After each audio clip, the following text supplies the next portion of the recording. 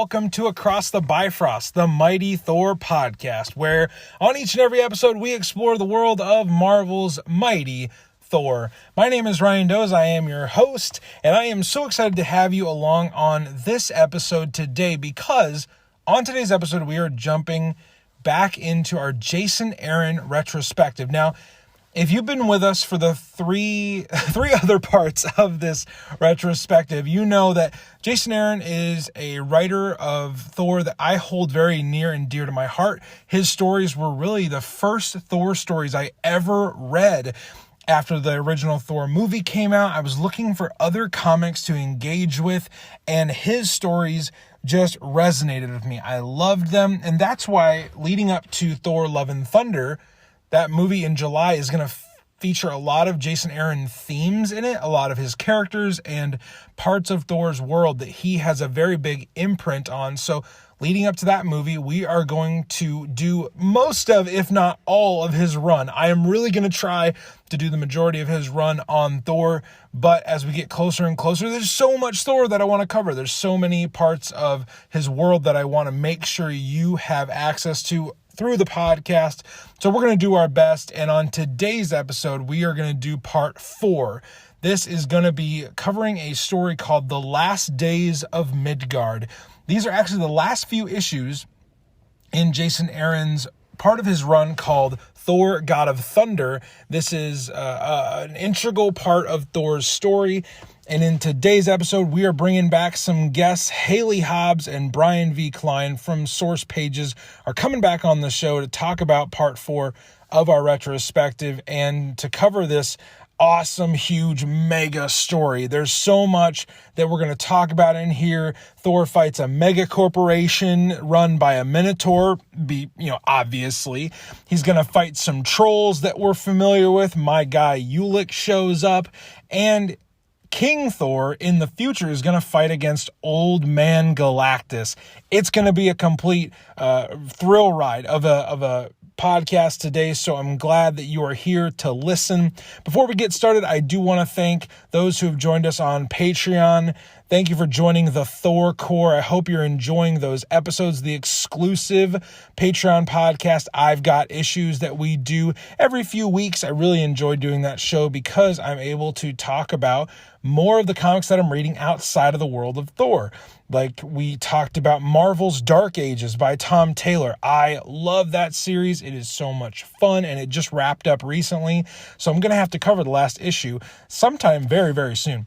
Then we also talk about DC Comics. Like, what in the world? I usually cover only Marvel, but now I'm going to cover some DC stuff over on Patreon. There's also going to be some short stories that I've written just from my brain about characters within Thor's world. If you enjoy reading a little bit, I know that this is an audio medium, and I'm saying, hey, if you enjoy reading, but you enjoy comics, most likely, if you're checking this out. So if you want to read some other stories, I'm going to be releasing some untold tales over there on our Patreon. So click the link in the episode description below and check out our Patreon. We would love to have you support us there and join the Thor Core.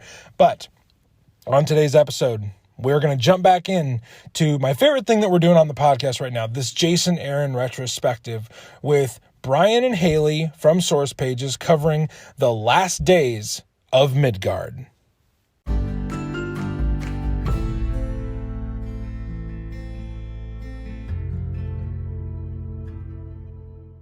Okay, everybody, we're here for part 4 of our Jason Aaron retrospective, where we are going through the Thor run of Jason Aaron to get us to Thor Love and Thunder. The movie is coming out in July.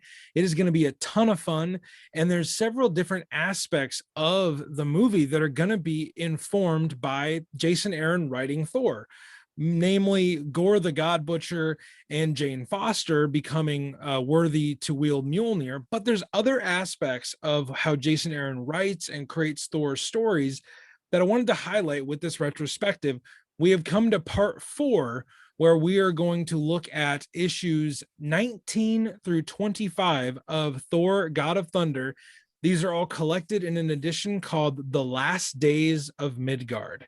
And we're going to talk about this story with my two esteemed guests who joined us on last part for the Accursed storyline, Brian V. Klein and Hayley Hobbs from Source Pages. Welcome back, guys. Thanks for having us again.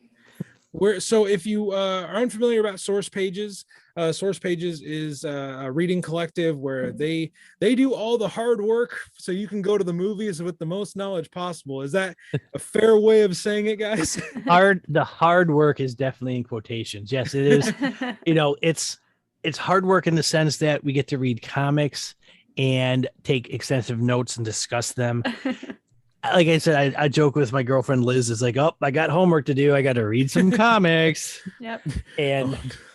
But yeah, it's basically what we do is we collect comics for the most part.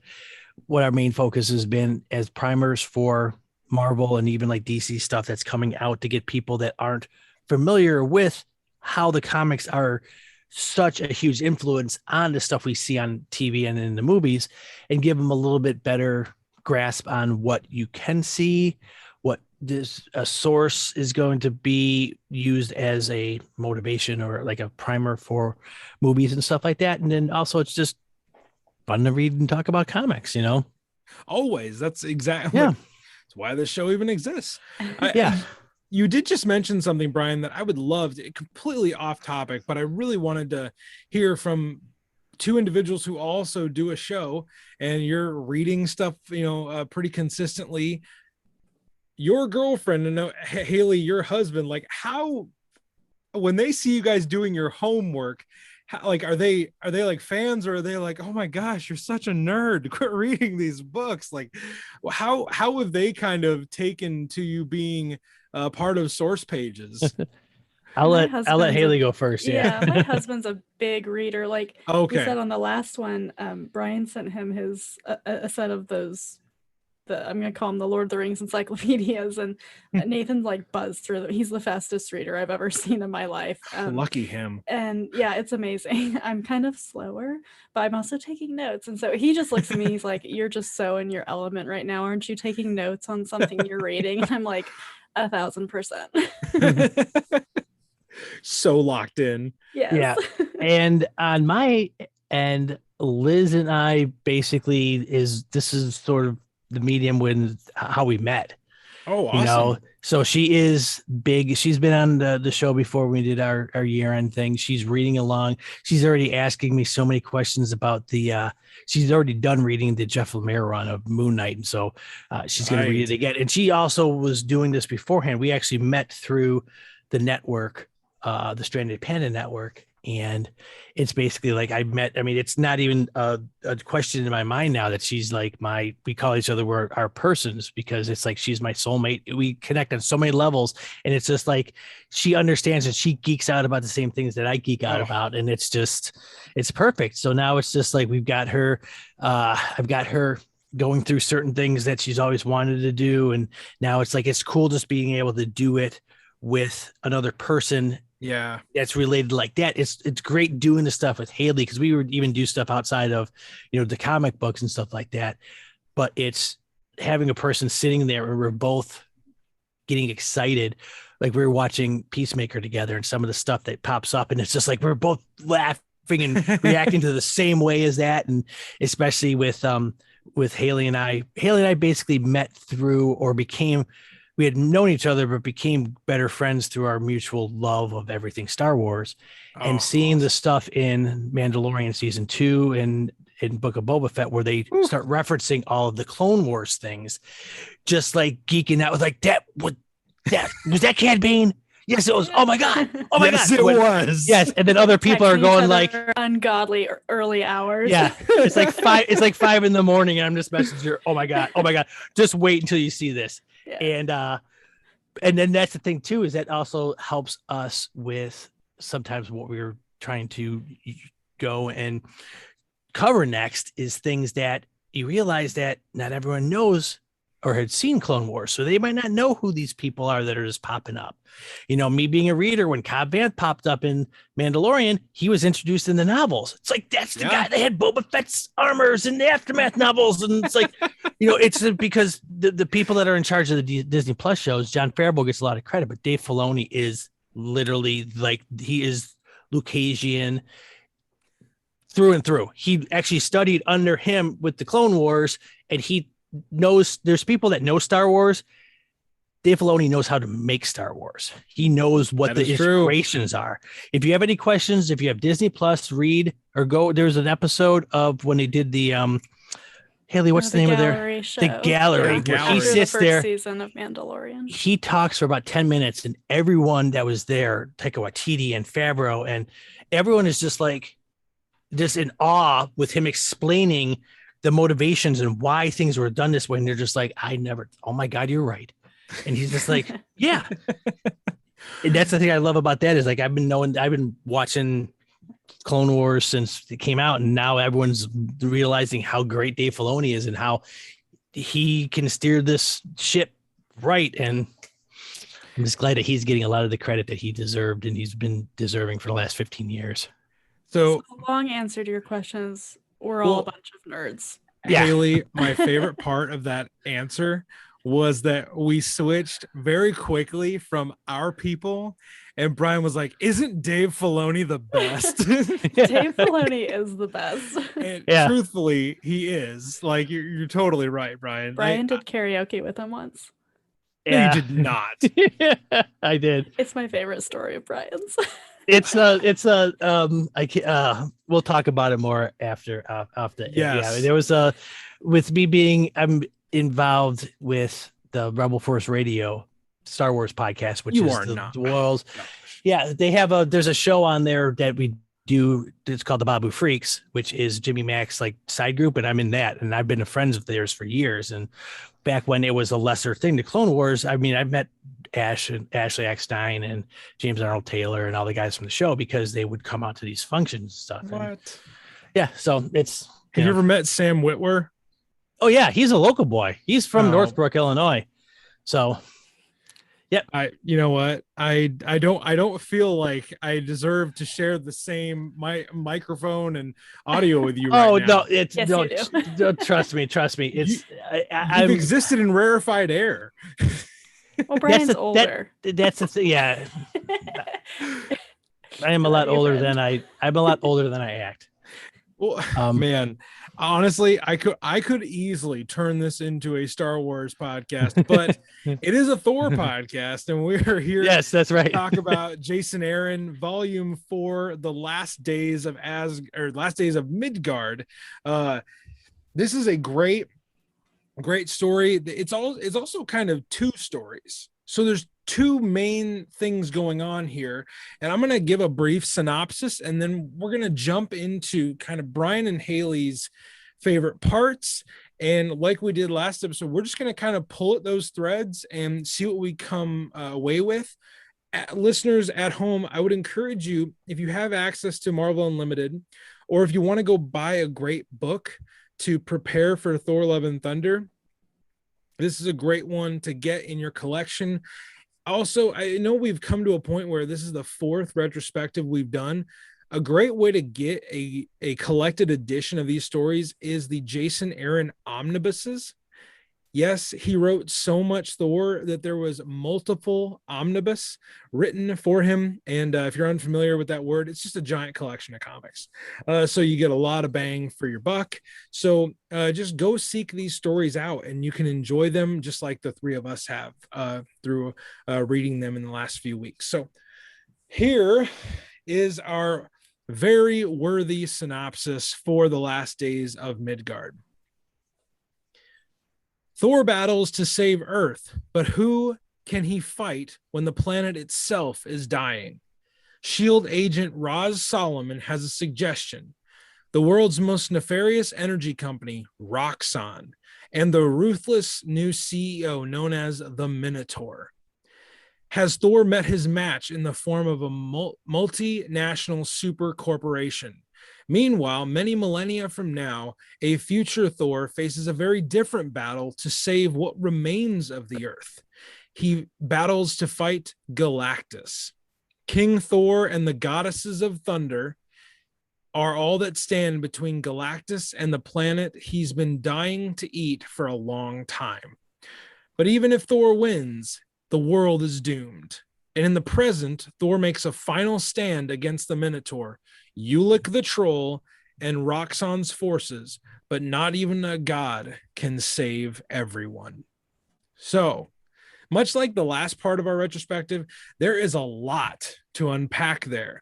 And I want my guests to kind of just pick one or two things maybe that jumped out to you from reading this, from that synopsis, that we can unpack over the next few minutes. It's hard to choose in this one because there's a lot of good. But I think the thing I remember most, and I read all of these last night, is King Thor in the future. Yes. And his conviction, his dying wish to save Earth, even though it's just a dusty pile of rock. There's nothing there. Nothing will grow. It's dead. Yeah. It's a dead world. His conviction to save Earth because it saved him so many times was my biggest takeaway. I totally agree with you that his motive is so pure at the end. And he goes to some pretty unconventional means to get rid of Galactus. Yeah, when I saw that, I was like, whoa. But I think also, and I don't know if this is the case, I think that he used motivation of that he's doing it because he failed too many times before. Now that he's doing it regardless of, it doesn't matter. I am the knight that's guarding the thing that has no value and is gone anyway. So yes. Plus he's doing it against Old Man Galactus. So, that's just I know he's timeless, but it just seemed like they were even showing him, he drew him a little bit more aged looking too. So, they called him Old Galactus too. Yeah. But even with the thing now with everything, if you guys haven't, again, plug for something else, the Wastelander series on Spotify, when they're doing the Old Man Hawkeye and the Old Man Star-Lord and Rocket was freaking so funny. Super good. I have yet to listen to that one, but it's really good. My goodness. Just the voice actors of Timothy Busfield and Chris Elliott doing the two characters was just perfect. But I digress. Chris Elliott as Rocket. So yes, perfect casting. The one link between these two stories that I can bring out first here is that at the end of the day, the crapster, if you will, at the end pretty much gets away. The slap on the wrist type thing. You're talking about Dario, right? The CEO of Roxxon. The Minotaur. Like, how did when he was giving that press conference at the end, I'm like, where were you people? What? He turned into a Minotaur. Arrest him. Yes, and he's blaming Thor for all this, and Thor's sitting there acting up because, again, what I alluded to in the last episode, one of the things that they did to get Thor to stop is they served him with a cease and desist type thing that you can't do this anymore, because otherwise, basically the way I took it was, you keep doing this, we're just going to destroy the town of Broxton, which they were doing anyway. But he got handcuffed by legal red tape, of all things that could stop Thor. The Hulk couldn't, this couldn't, but lawyers can. But Brian, who shows up as Thor's lawyer in this story? Miss Jennifer Walters? Jennifer Walters. Miss Jennifer Walters, the She-Hulk. Yes. One panel, it was so great. Mm-hmm. And she was like so flustered with everything that was happening. She's like, oh, this is great. But I did like the focus they had on, what was the agent's name? Roz, where in the one issue, this was, I think, in issue 12, wasn't it? Where he goes to her SHIELD graduation because she sort of like online invited him, sort of like, haha. And he goes and accepts it. And then all of a sudden now it's like, their boyfriend, girlfriend in a lot of people's eyes. And she's like, he's not my boyfriend. She says it so many times. Yeah. And she's a field agent that's a environmentalist. Yeah. So that's why she's going after Roxxon, because they're just, I'm kind of a very, when I was in high school, my nickname was the Eco Geeko, because I was one of the first people that I recycled a lot. I cycle all over the place. I do stuff that's just, it's just simple things that help. But the fact is that, they're going after Roxanne again, who their whole motivation in this whole story was just like, God, you're just a bunch of D-bags. Really? My God. It's just the money over anything aspect. And, you know, and it turns out that he's the Minotaur, the main guy anyway. Because, I mean, some of the lines he has is just like, oh, my God, when the little diner and they're like, all right, everyone, we bought this. We're turning it into a Roxanne burger. Everyone, you're gone. You're fired. Go home. But, you know, everyone is eligible for a free upgrade of curly fries with the purchase of an equal meal or something like that. I'm just like, what a bunch of jag bags, man. And the waitress was like, go to hell. Yeah. Yeah. Oh my goodness. Well, let's talk a little bit about Dario. Dario Agger is the CEO of Roxanne. He becomes this monster, the Minotaur. But here's my thought about Dario. He's almost more of a monster when he's not the Minotaur. Mm-hmm. Yeah. He is this how do I want to say this? He is the very charismatic, enigmatic, very self-absorbed CEO of a mega corporation. He's hell-bent on taking over the world and making as much profit along the way as he can. It would be shocking to me if Jason Aaron didn't find some real world inspiration, or a conglomeration of, let's take the most, despicable people in the business world and just make one amalgamation of them.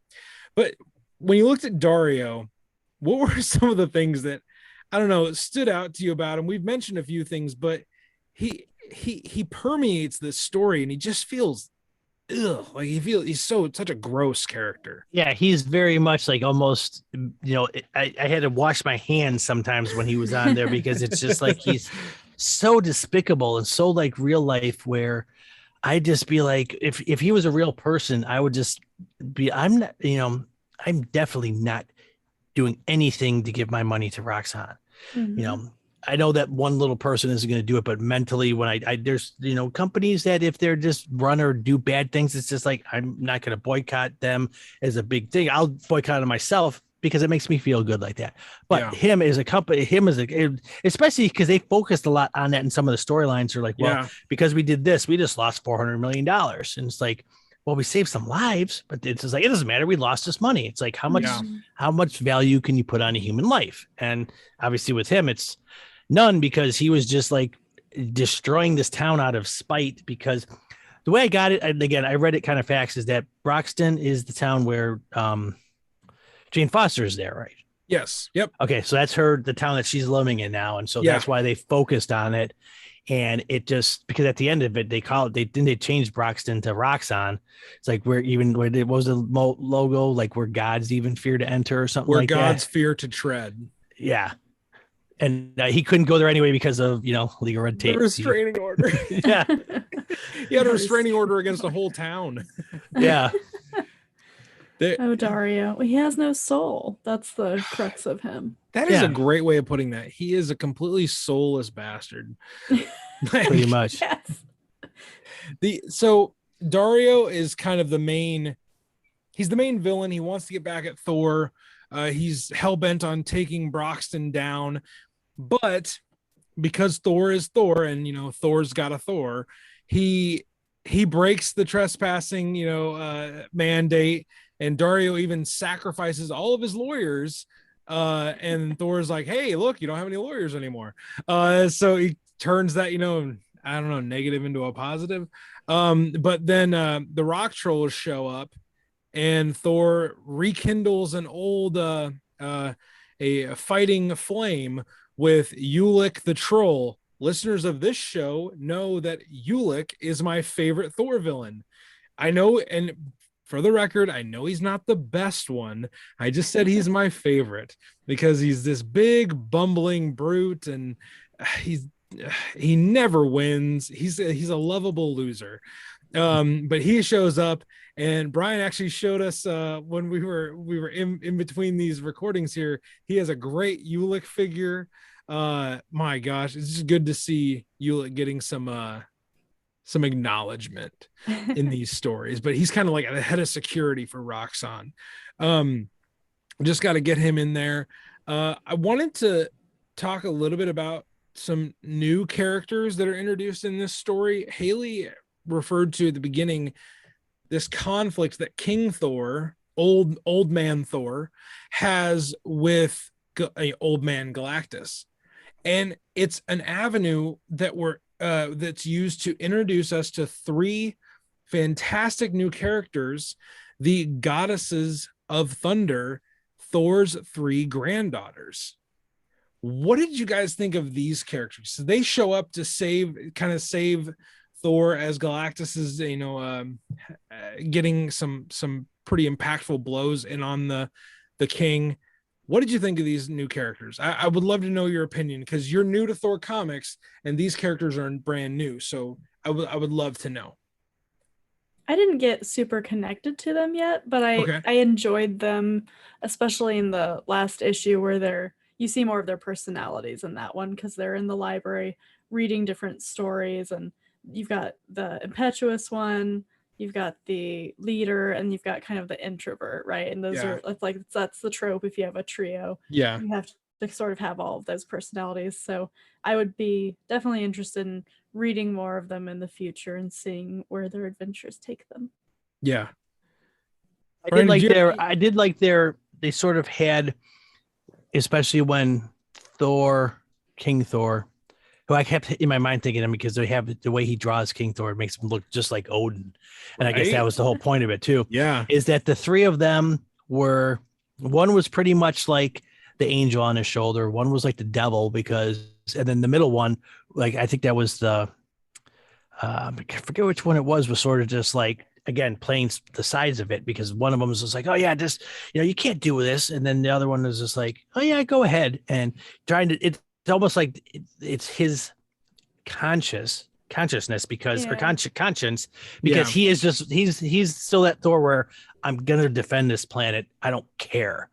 Yeah. Even so much to the fact that he wants to defend this dying planet that he goes to literally the furthest place he can go to retrieve. And I even knew about the weapon, and they made him the Necro Thor, because he takes the black blade that Gore the God Butcher used to kill all the gods, which he basically went and threw it at the edge of existence. Yeah. And he went to retrieve it to kill Galactus.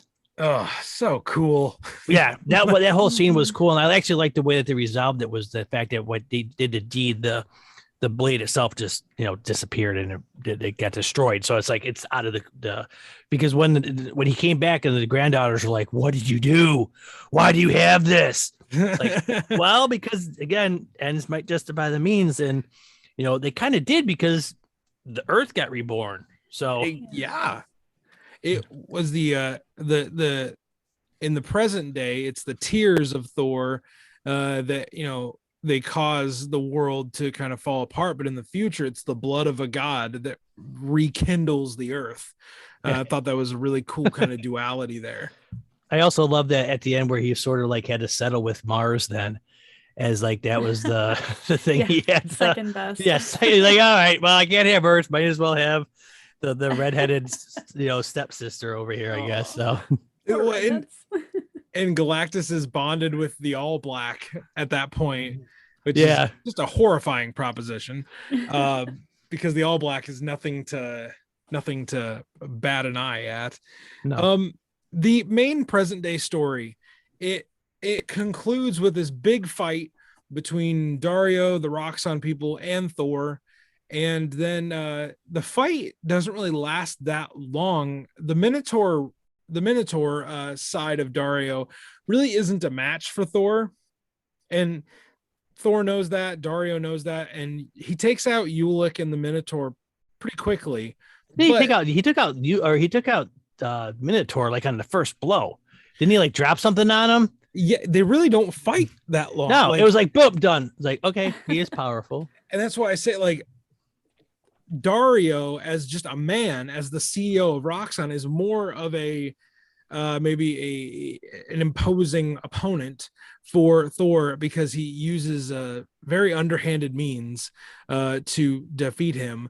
Is he a new character? Dario is relatively new. I believe I didn't go back and look. This might be his first appearance. I was gonna say, because if you take the thing where it's like you take his first initial and his last name, it's Dagger, like Dario Agger, sort of like how like Ernie Nigma is Enigma. So like I didn't even think about it until we mentioned it now. It's like, okay, so his initial like that, he's Dagger. So that has to have some kind of significance. But again, I'm very not well versed with the Thor side of things. So might be something to look into. I must not be that well versed as well, because I didn't even pick up on that. So, Brian, if you want to take over hosting duties for me, I wanted to move to the last two issues of this run, because after this, God of Thunder ends and we get Original Sin, and then the title is reborn as just Thor #1. But issues 24 and 25 serve as these epilogues for this whole run. So first, in issue 24, the battle with Roxxon is done. Dario is still scheming to, try and bring about this, world domination that he's talked about for, this entire Last Days of Midgard story. But something happens in Broxton where the people of Asgard decide that it's time to go back home. It's time to go back where they truly belong, because they've brought nothing but pain and suffering to Broxton. And Thor doesn't really know how to reconcile this, because he wants to leave them with something good, because Broxton is leveled after their fight, with Dario and Ulick and all the forces of Roxxon. I think we should mention too is the fact is that the trolls were there basically digging out, like making these, like there was sinkholes that were popping up all over the place, destroying the city too.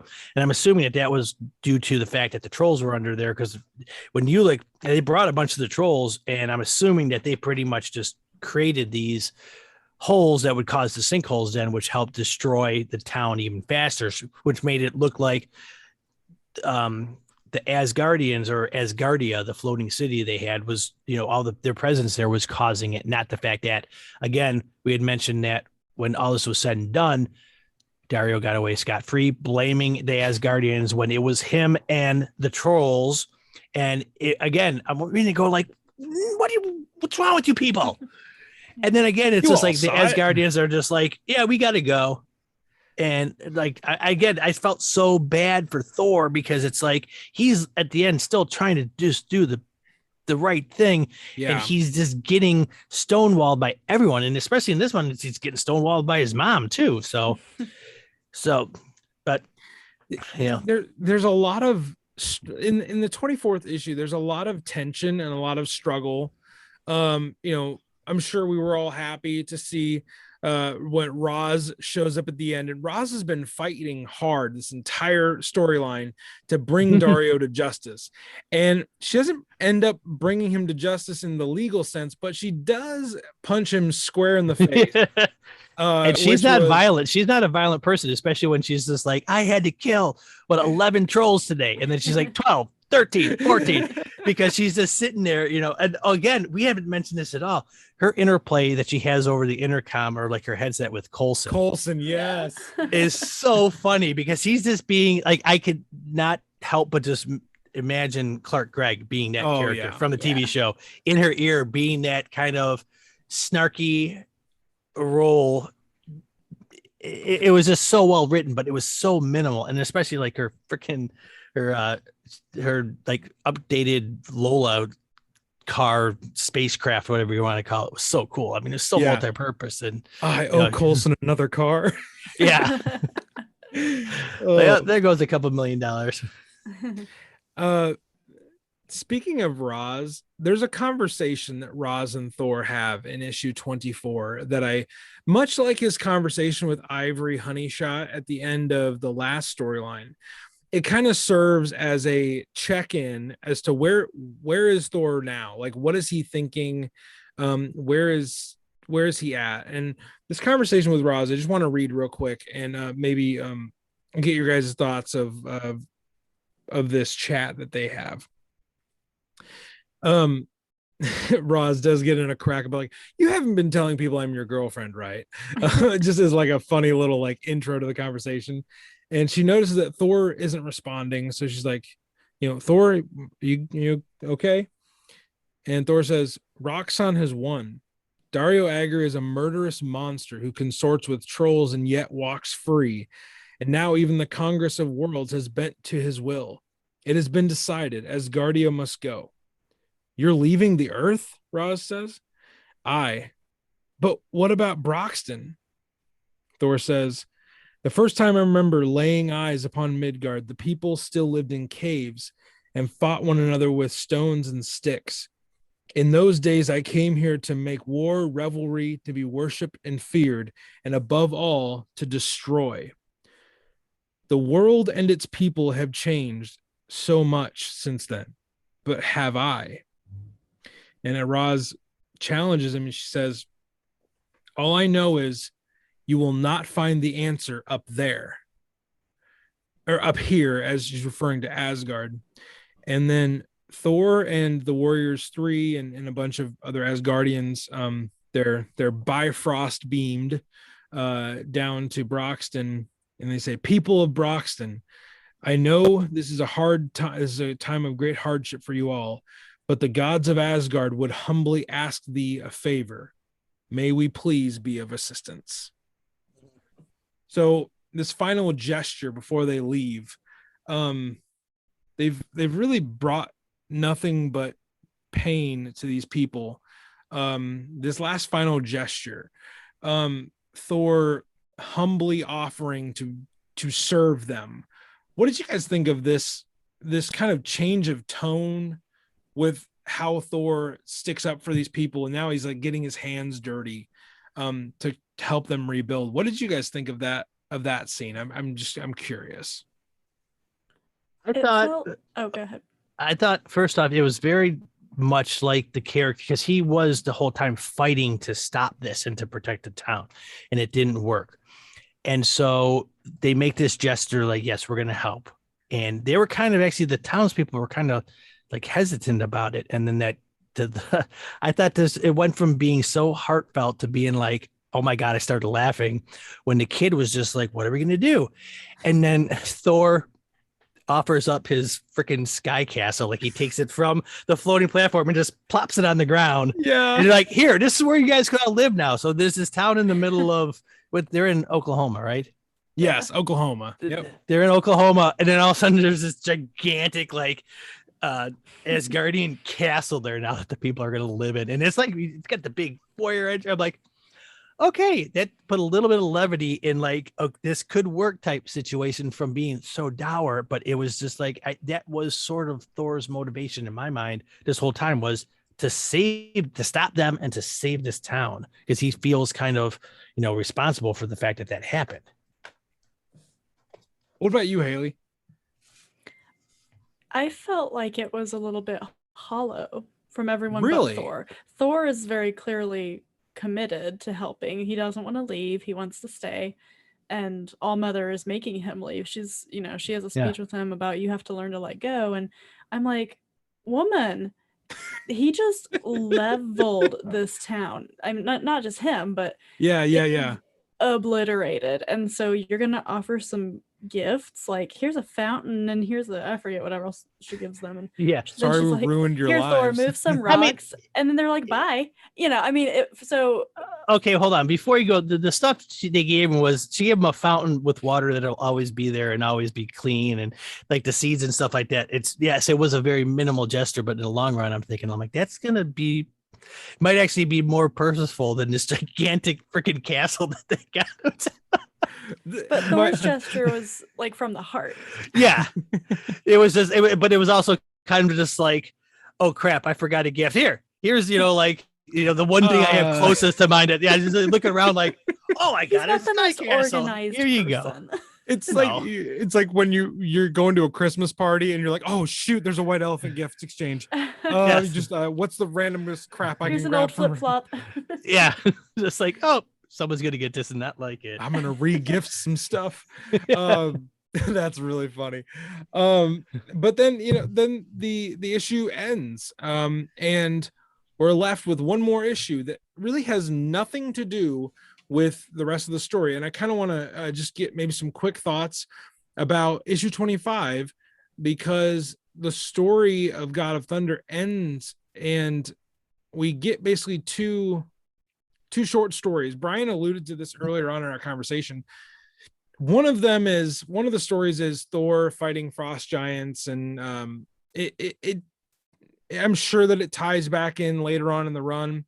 But the first story I found it to be much more significant. It is Malekith's origin story. Right. And like, we learned so much about him. Like, what were some of the things that you both learned about Malekith and maybe gleaned from that origin story we get of him? That he was basically just like treated like crap. Yeah. You know, it was just like sold for food so the mom could feed the dogs. Yeah. You know, that was pretty much it. I mean, he was the 13th brother, and the other 12 sons died in the war, and he was the 13th son of a 13th son type thing, you know. So it's kind of more like the negative side of being like the 7th son of a 7th son type thing. But good reference, by the way. Yeah. But yeah, I mean, this is whole like kind of him rising from literally being thrown away like trash to being, you know, not on top of that, he's a powerful sorcerer. He's very great with magic. So it's like he went from, you know, it's a true, like, even though it's an evil side of it, but it's like a rags to riches story. So I thought that was interesting. I mean, and plus the context of the whole issue being that the 3 goddesses of thunder have to strengthen their minds as well as strengthening their swords and their bodies. So they make them go to this library, which, by the way, the one of them already read all the stuff in there. Yeah. So it's like, it's a good way to get these other stories in there because it's in the context that we're still focusing on them, on Midgard in the far future. But then I also like the way that it segued into when Thor came back at the end and he's like, where did you get that? And he grabbed the story from them, you know, about the whole, you know, the reveal of Jane Foster as Thor. Yeah. So that was the big, like, whoa, I totally forgot about that. I mean, I knew they were alluding into it because because that was the thing too, at the end of issue 24 was that Jane Foster was talking with Freya, right? Mm-hmm. And yeah. And she basically was just like, working something out. Again, it was a quick read, so I don't remember the whole plots of it, but it was just at the end. I thought, didn't she ask her at the end? He's like, so how have you met the new girlfriend? And like, so it's sort of just like, oh, maybe she is interesting, because in this run too, the Walter of Seller of Real Estate or whatever his name was, Seller of Real Estate. Yeah, he's not in the picture anymore. So no, he's not. She dumped him. He couldn't handle it. No. So Hayley, what about you? This last issue, there's a lot of little allusions here, and Malekith's origin story, some reveals towards the end. What in the last issue maybe jumped out to you? I liked the Malekith origin story as well. Not a lot to add to what Brian said, other than why he's called Malekith the Accursed, and he maybe had an opportunity to bring himself out of the circle of misery that his life was, but he chose not to. Instead, he chose a path of darkness. And so his mentor with his last dying breath is like, screw you, basically, for the rest of your life. And so I liked that story about him, and the whole thing with the frost giants in the sea. I'm not even going to act like I totally understood what was going on here. Neither will I. I just was kind of like, okay, flip, skulls, flip, water. I don't know. Skulls, water. Jane's book being in chains and kind of the ramifications of what does that mean? That means that young people of Asgard don't know about the mighty Thor. You know, that's kind of an interesting thread to pull on. Maybe because it wasn't part of like the bloodline. I mean, because she wasn't. I mean, she was a Midgardian that became worthy to wield the Mjolnir and become Thor like that. So, I mean, I had never before that happened. I remember when that came out again.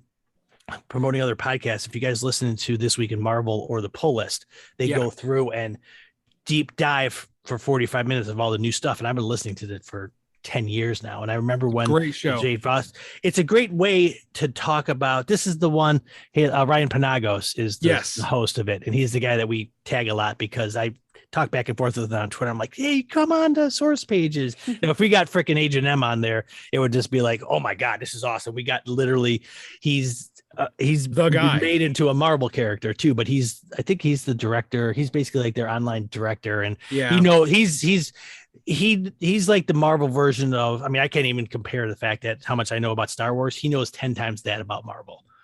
And it's just I've asked him to be on this show as well. So I'm in that same book. He probably gets that 50,000 times a day. But part of that's got to be flattering. And then part of it's got to be like, I have other things to do. Yes. But with that being said, is the whole, I remember when Jane Foster became Thor, it got kind of a chilly reception at first, but then people kept read how the story evolved, and we're like, oh, this is really cool. This works. Yeah. So it's just something that's new. Sometimes if you try to break too much with tradition, people are just like, oh, that's not going to work. Automatically. And it's just like, no, try. If it doesn't work, you go back to the old thing. It's fresh. It's like the whole new Coke thing from the 80s. We tried it, didn't work. Go back to the old thing. That's fine. If it works, great. You know, Brian, tell us more about New Coke. It was, we weren't alive when that was a thing. A, it was terrible. B, it was probably the best marketing campaign ploy in the history of in the 80s. There was a literal Cold War between the two. Coke was losing. They did this whole thing to make New Coke taste more like Pepsi. People didn't like it. Like bringing back old Coke, and then it beat Pepsi then. So boom. Simple, wow. Marketing. Listener, you did not expect that. Like, I don't care how good you are at guessing. You didn't expect that. Yeah. One thing I wanted to mention kind of as the book concludes is we don't know Jane Foster is this Lady Thor at that point. Because one of the goddesses of thunder says, a lady with a hammer. That's all we know. Yeah. And the book that's wrapped in chains, it doesn't say, oh, hey, once upon a time, Jane was Thor. The title of the book just says unworthy. Mm-hmm. And the last panel is Thor being unable to lift the hammer on the moon, which is a reference to original sin. Right. So really the reason what I thought, why the book is chained up, it's not because Thor doesn't want anybody to know about Jane becoming Thor. It's because he doesn't want anybody to know that at one point he was unworthy. He was unworthy. Yeah. It was a shame of his past that they were sort of blocking. And since that was him, again, at first I was like, why is Odin not? Oh, that's right. It's not Odin. It's Thor. Yeah. It's one-armed Thor. Yeah, pretty much. It looks just like Anthony Hopkins in, the movie. So, oh my goodness, guys, that wraps up this part of our Jason Aaron retrospective. I want to thank you guys for stopping by for 2 whole episodes. Spending some time with our listeners, spending some time with me breaking down these Jason Aaron stories. Before we get out of here, if there's anything you guys want to plug with Source Pages or other projects, I give you the floor as we check out. Well, I'd like to officially, and I haven't mentioned this to Hayley, and I'm sure she'll hopefully agree with me, but I'd like to invite you to be on when we do our primer for Thor Love and Thunder that we do all before the movie. So I think we're having the same wavelength. I actually went and looked to see which books we have picked out, because we usually do 6 or 8 different books that will tie into it. Okay. And so we usually do it about a week or 2 before the movie comes out, just to get it closer to the. Absolutely. So we'll probably be looking at the end of June, and so it'll just be we'll do that for Source Pages, and I look forward to it. Well, thank you. And if you want to follow us, please do. You can listen to us on pretty much every single podcast platform that exists. And we also have a Twitter, Instagram, and Facebook page. So if you want to keep up with what we're reading and what we're doing, follow those. Yep. And Stranded Panda chat on Facebook. We do a lot of promoting there. We got our own Facebook page. We got sparkpodcast@gmail.com is our email. Yeah, I think that's all the plugs. Yeah. Trying to do it. Hayley is our curator of our online stuff, and she does a great job on Twitter and Instagram. I play the old card, like I do it up Instagram, but sometimes she comes out with this interactive stuff. I'm like, that's really cool. I don't know how to do that, but honestly, if I could do podcasting without social media, I would. But no, it's essential. It's one of the contextual consequences of living in the world. So yeah, go check out source pages on all of those things. They've got a bunch of Moon Knight stuff coming out around when our episodes are coming out on this show, and I'm sure we'll be talking about Doctor Strange, we'll be talking about Thor, all the Marvel shows that are coming out. A lot of great DC movies are coming out this year, so source pages will have you covered. And what do you guys always say? Don't judge a book by its movie. Yep. That's one of my I stole that from something I heard a long time ago, and it stuck because it makes the most sense. Exactly. It came in the realm of me being a big Stephen King fan, and for a long time Stephen King movies were just atrocious. Like it did, like when Misery came out, it was finally the first good adaptation, because the most time it's just like, please. So don't judge a book by its movie, because a lot of times, again, it's just loosely based. I found that out recently with a product that came out on Amazon Prime, where the novels are like the American version. It was like the guy this writer was inspired by Tolkien, who then himself inspired George R.R. Martin, and they took his books and they're making it into a TV show that absolutely just took the name and then ran with it and made it a completely different thing. And I'm like, why? So again, it was first episode got done. I'm like, don't judge a TV show by its, don't judge a book by its TV show, because I stopped watching it. It was literally the first time I got so overwhelmingly like drained of this. Like, I know. And I was so sad afterwards. Yeah. And if you feel like Brian about certain movies and television shows, go check out source pages, where he will not steer you wrong. He and Hayley will take care of you when you're about to hit the theater or press play on whatever streaming device you're going to watch a show on. So guys, thank you so much for joining me. It's been a hoot and a holler. So we'll see you down the road. Later.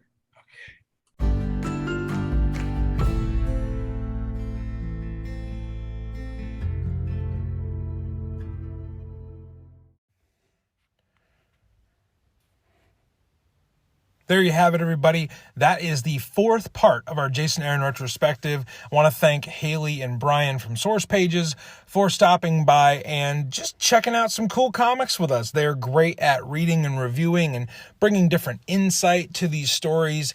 And previous to these episodes that we've done with them, they really hadn't read a ton of those stories. So it was good to see a fresh perspective of Jason Aaron's work through their eyes. So I hope you enjoyed them. If you did enjoy their takes and some of their, cool, what I think funny takes on stuff, we would love for you to go check out Source Pages and give them a subscription, a follow, rate them, review them, all that stuff. Follow them on social media, and I'm sure they would be very thankful for that.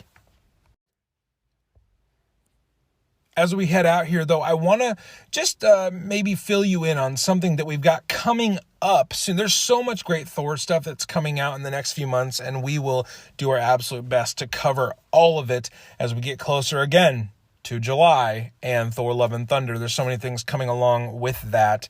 But most of you know that this last week, Moon Knight came out and debuted on Disney+. And in the past, we have done we've figured out a way to cover those new shows and movies through the lens of Thor, and I can assure you we will cover Moon Knight when the show is done. So if you're like, hey, how do Thor and Moon Knight intersect? Have they ever intersected? We will be covering some comics where, yes, the two do go head to head and they fight and they have a great big smash 'em up conflict. We will be covering some issues later on after Moon Knight has concluded, and we're bringing on a special guest for that episode, but just wanted to fill you in that we will cover Moon Knight at some point. Until then, and until we see you next time aboard the Rainbow Bridge, I wanted to encourage you to check out our Patreon at the link in the description below. Check out all the episodes, the exclusive podcast, and some of the great little fun stuff that we're putting up on there for you guys. Support us there and join the Thor Corps.